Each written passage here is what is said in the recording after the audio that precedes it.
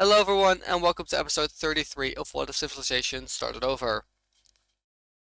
Last episode we saw the Volga Horde come up more, gaining a lot of strength, and we saw the Southeast Asian Empire, or Thailand, invade into Bengal. And this episode we're gonna have another plethora of wars, starting with another invasion of the Horde, of the Volgan Horde, as they are going to start their invasion of the Siberian Horde, which is going to go very smoothly. I don't even think this is their first invasion, if I remember correctly. I think they invaded them last episode as well, and they are going to quickly make work of them storming their capital as they surrender over again. And this causes the Baikal Horde to put their two main Horde armies on this border for a potential war with the Vulcan Horde, because the Vulcan Horde could just continue on, not even knowing where the border is, and just keep invading then invading the Baikal Horde. But this is going to have a consequence as the Manchurian Horde, now finding out that the Baikal Horde has no army even near their border, is going to start their own invasion of the Baikal Horde, which is usually a lot stronger than the Manchurian Horde. But them having no armies near here will cause them to quickly lose this major city, as they get stormed by just this one army. And when the news arrives to the capital, they then have to send it back to the army over here, which then has to come back. And by that point, the front looks something more like this. And Baikal can't really do anything about it, because they know that if they probably move their army away, then the Vulcan Horde is going to invade them. So they're kind of stuck. And then, as the cherry on top, uh, uh, Chinese rebellions start popping up over here, which quickly take control over the Chinese area. So that also breaks away, and then the Manchurian Horde connects up with the Chinese new Chinese country, and the Baikal Horde looks something like this. The Vulcan Horde isn't yet invading them. Uh, they weren't actually planning on invading them, but just they know that they could like destroy their rival by just having their armies over here and just waiting them out, so they can't. One of their uh, armies of the Baikal is stuck here to defend the potential war, and the other is now moving towards here. But Manchuria just captured this second major city, and Baikal will officially surrender. So let's take a look at this peace treaty. And these are going to be the new borders, with the Vulcan Horde fully annexing the Siberian Horde, uh, Manchurian Horde taking the two major cities here in the east from the Baikal Horde. This new Chinese country popping up, which is totally safe. Don't invade in Korea, please. And then we have this Balkesh Horde popping up. This is just like another strong clan, which just wanted in their own state now, because the Baikal Horde isn't as strong as it used to be. Used to be the strongest of all the hordes, and now it's definitely maybe still number two if like they're fully recovered and like in army. It's definitely not close to the Vulcaner anymore. But moving on to another conflict, we will go back to India, as another war is going to take place, and it's again in South India, as this green country is going to start an invasion of Purple India. Purple India had their time to semi time to shine a while ago. I think episode 13 was the War of the Orange India, which they lost. And while they have one of the bigger cities in India, in southern India, they weren't prepared for this war and are going to get kind of overrun by what should be a weaker nation on paper. But the Green country, these three nations are all like prepared to all like armies prepared to fight, but the purple country didn't. So they actually will be able to defend their capital city, but their southern region this city will get starved and the gates will open, and it will look something like this, and the new border will also look something like this. Um, but we're not done here in India, as this purple nation is also going to start an invasion of this red/orange nation. These guys are actually kind of equal in power, but because this city is just that big, it's I think probably the third biggest city in what was used to be northern India, only behind uh Bengal, the big city of Bengal, and the capital of northern India. But again, this country wasn't prepared, and this purple country was, and they just have a couple of like uh mistakes in war, so that the front line goes not in their favor, and eventually they surrender without even their capital being taken. And I'll do the peace treaty right now, which will look. They won't take their capital. It's too important, and they didn't take it. But they will take something like this. But again, we are staying in India because Southeast Thailand is not done yet, as they now start their invasion of this Bengali country. And this is also a very big and important city. And they actually manage here in the north. Uh, Thailand does like does like a mistake and has like a logistical fail, which they will get pushed back slightly. And now slowly the North Indies are realizing that Thailand will probably not stop invading them because their land is so rich. So they they say this is the last time we're allowing this. The next time it's invasion for these four nations, and they hope that this country can at least survive. But Thailand, now recovering from the logistical failure, managed to capture this major city, completely ignoring their capital, and also cutting them off over here, meeting the Himalayas so that they can't cross back, and this becomes a bloodbath as they lose this entire land. Whoa, that's the wrong color. And they just go through the rivers, and they are just ignoring the capital city because they know it would take a long time to capture. So now they have so they capture every single part of the country except the capital city and the Himalayas themselves. And at this point, they just wait, and we're actually gonna leave them here for a bit because a rebellion popped up somewhere in this world. And it's a country which has had rebellions a couple times in the last couple episodes, which is Anatolia. As I think again, Turanian rebellions are gonna start popping up over here, especially in the capital, which is completely overrun by rebels. As the this group of people again wants their independence, and they fought for it before, but then got destroyed. But this time it's even worse. And if we look at the ethnicity layer, they actually go very deep. So actually, some groups over here will also start popping up. And this one is a lot worse than the first one. But Anatolia has a knack for dealing with rebellions, as the Anatolian army arrives even before some of them can connect.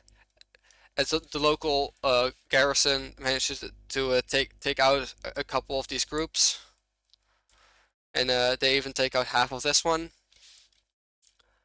But then the group actually manages to meet up a couple in this centralized area, because this is their most important area because this was their capital, and that managed to meet this one up, and also this one.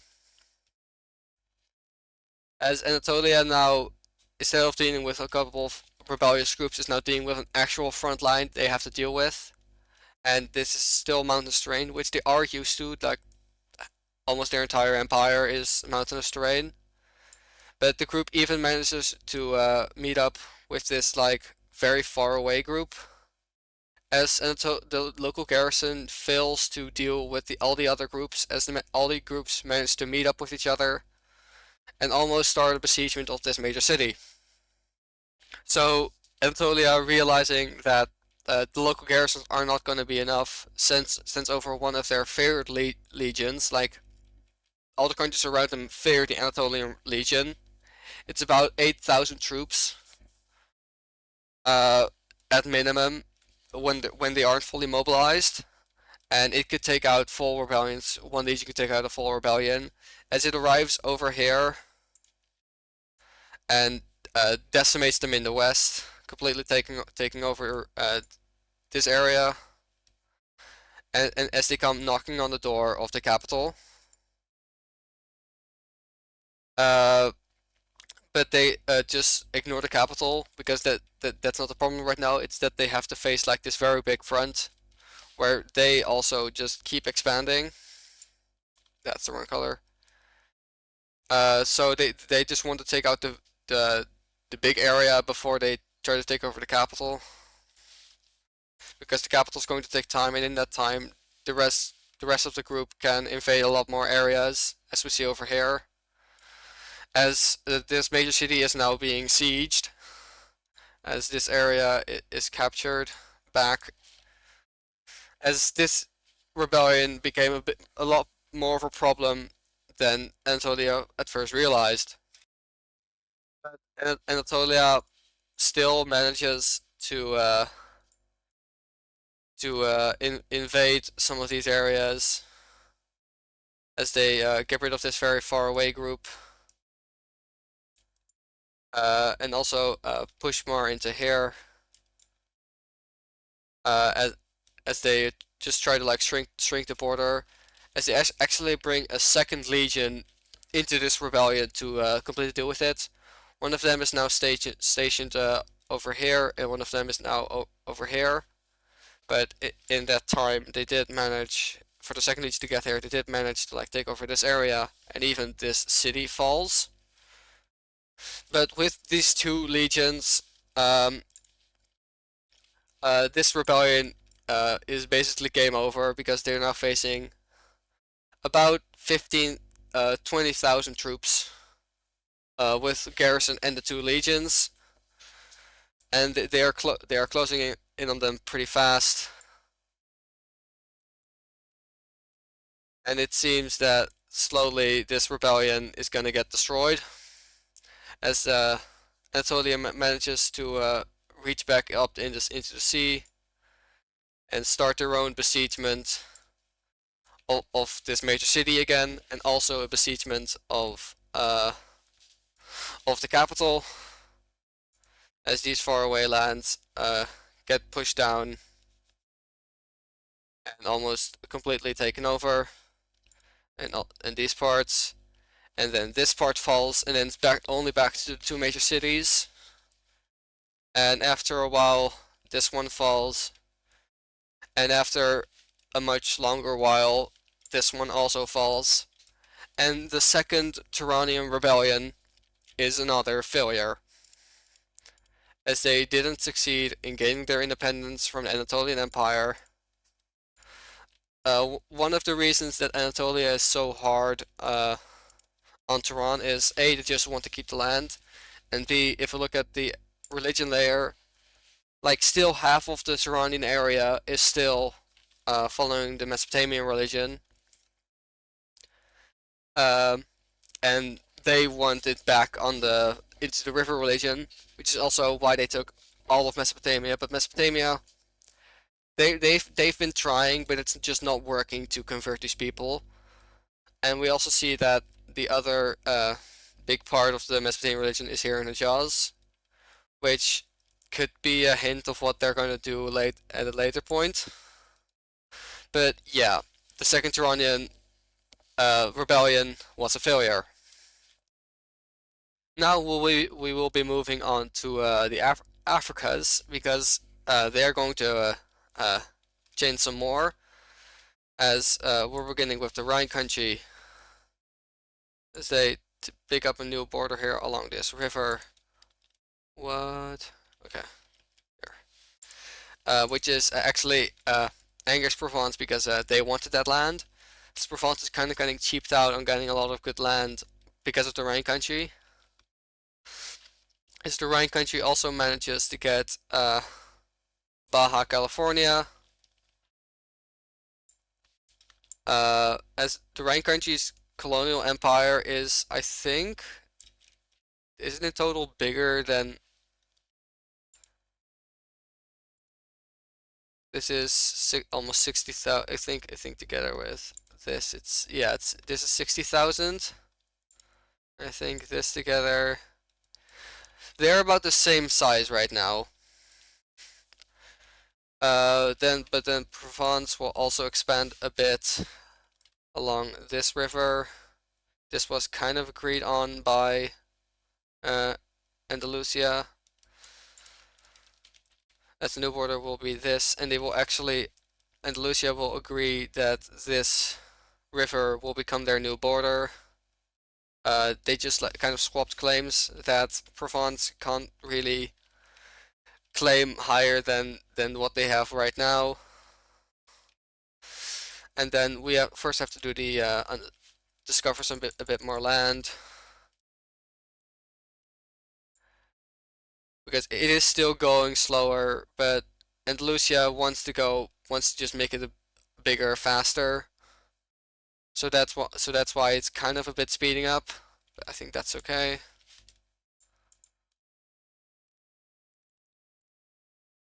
But then let's look at Andalusia's expansion, which it is slowing down because they have such a big and populous colony. That's gonna look bad. No, but it is still. Oh whoa! Suddenly can't do borders, guys. Help!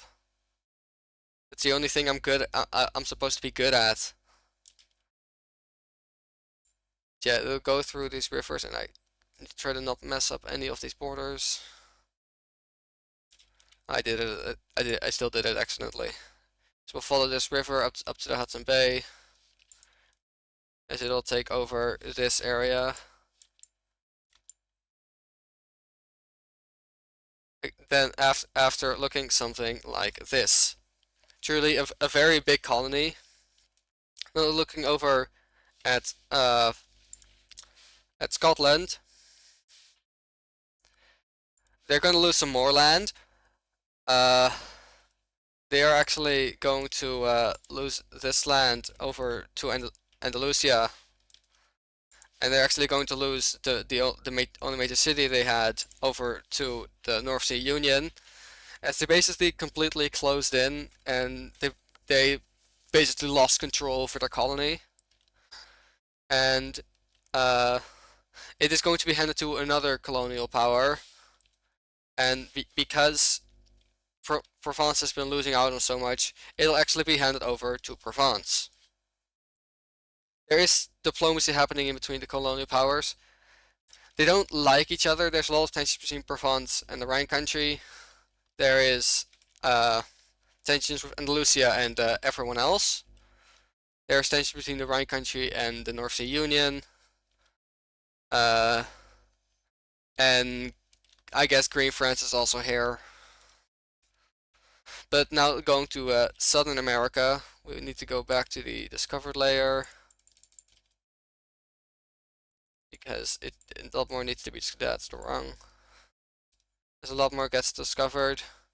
The Galapagos don't still get discovered, but Provence sends a lot of explorers down south, but they stop about right here because it becomes almost uninhabitable.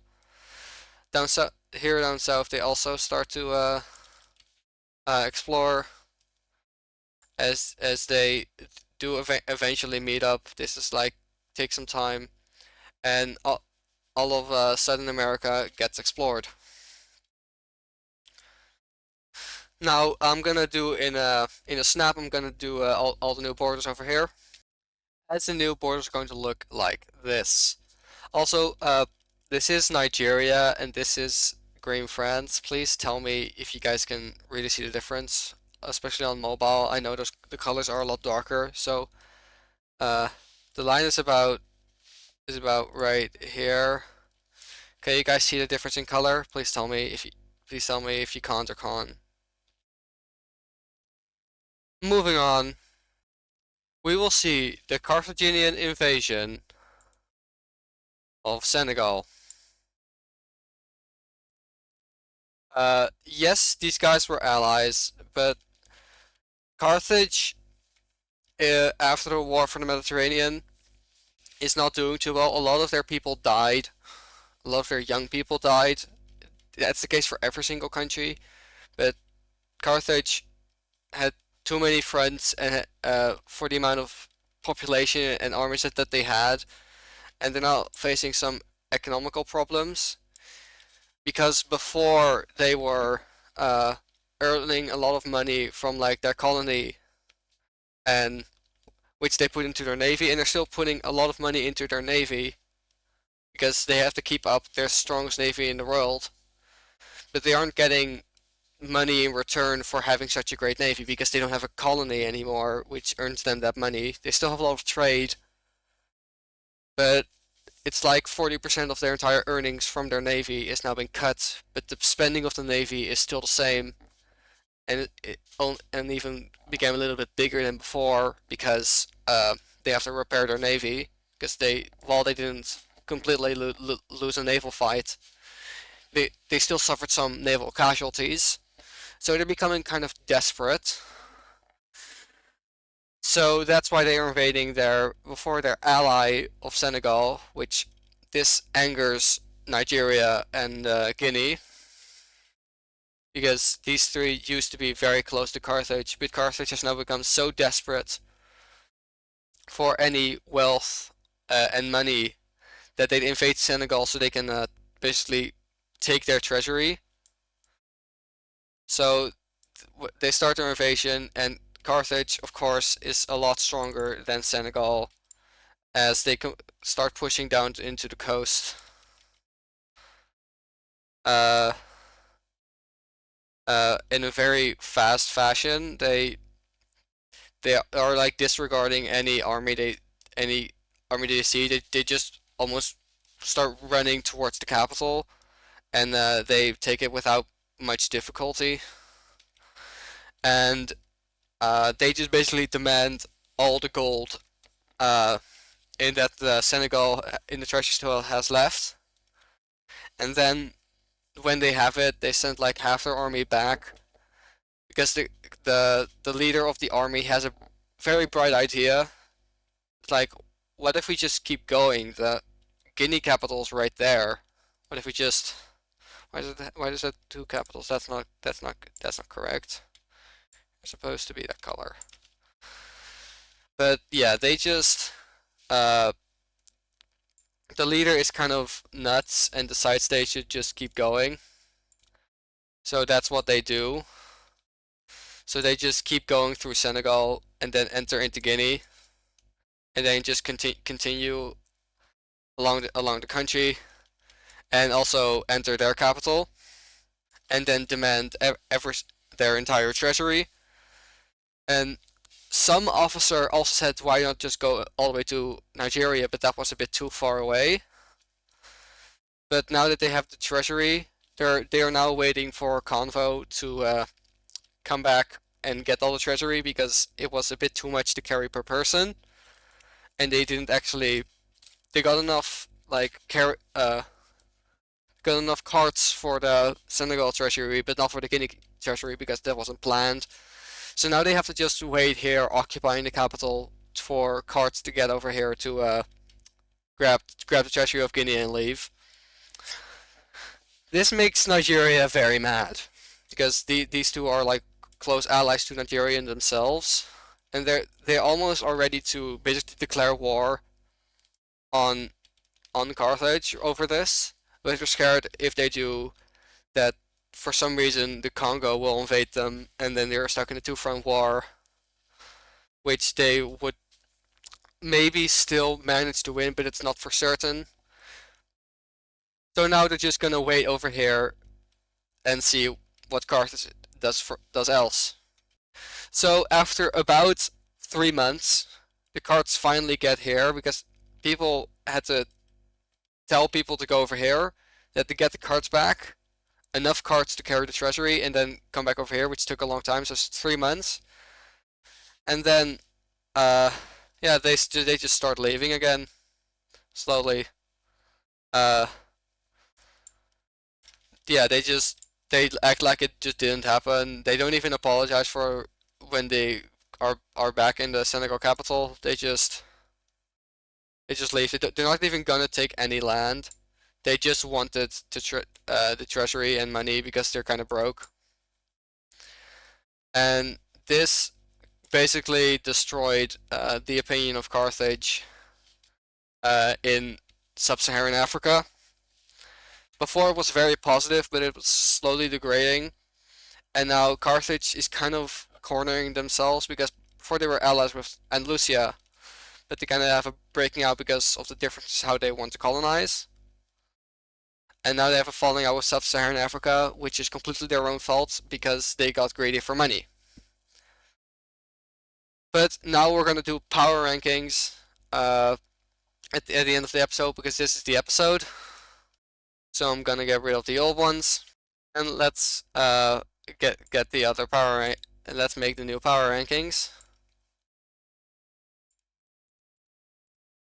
Can I use? Okay, so the number 1 is still the Anatolian Empire. The number 2 is still, oh, I didn't get rid of it. Well, it's still the number 2. Number 3 is still Provence. Oh, the font's a bit different. I don't care. Number 4 and number 5. These guys are really close in power now. Number 6 is the Rhine country. Number 7 is Andalusia. That's not 7. Number 7 is Andalusia. Number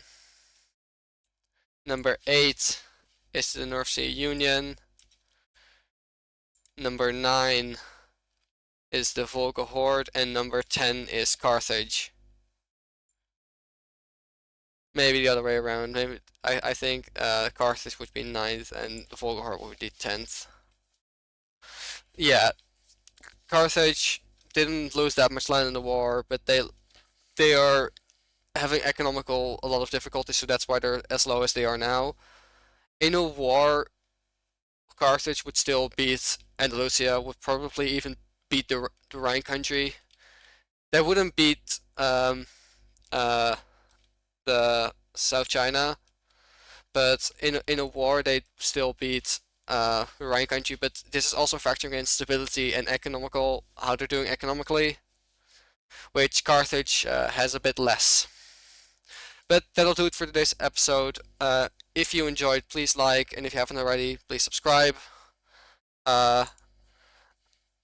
Goodbye.